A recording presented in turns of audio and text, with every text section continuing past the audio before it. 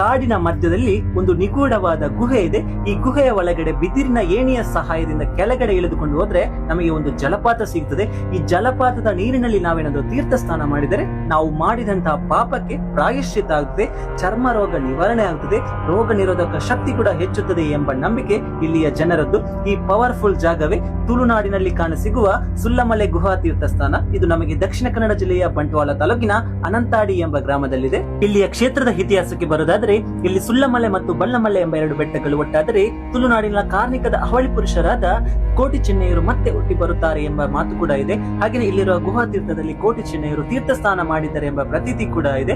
ಈ ತೀರ್ಥ ಸ್ಥಾನವು ಶ್ರಾವಣ ಅಮಾವಾಸ್ಯೆ ಎಂದು ತಮ್ಮಿಲ ಸೇವೆ ನಡೆದು ಬಿದಿರಿನ ಏಣಿ ಇಟ್ಟ ನಂತರ ಭಾದ್ರಪದ ಶುಕ್ಲ ಪಕ್ಷದ ಚೌತಿವರೆಗೆ ಸಂಜೆ 6 ಗಂಟೆವರೆಗೆ ಮಾತ್ರ ಗುಹಾ ತೀರ್ಥ ಸ್ಥಾನಕ್ಕೆ ಪ್ರವೇಶ ಇರುತ್ತದೆ. ಉಳಿದ ದಿನಗಳಲ್ಲಿ ಪ್ರವೇಶ ಇರುವುದಿಲ್ಲ. ಹಾಗೆಯೇ ಈ ಗುಹಾ ತೀರ್ಥದ ಒಳಗಡೆ ಗಂಡ ಹೆಂಡತಿಯರು ಇಬ್ಬರು ಒಟ್ಟಿಗೆ ಪ್ರವೇಶಿಸಬಾರದು ಎಂಬ ಸ್ಥಳೀಯರ ಮಾತು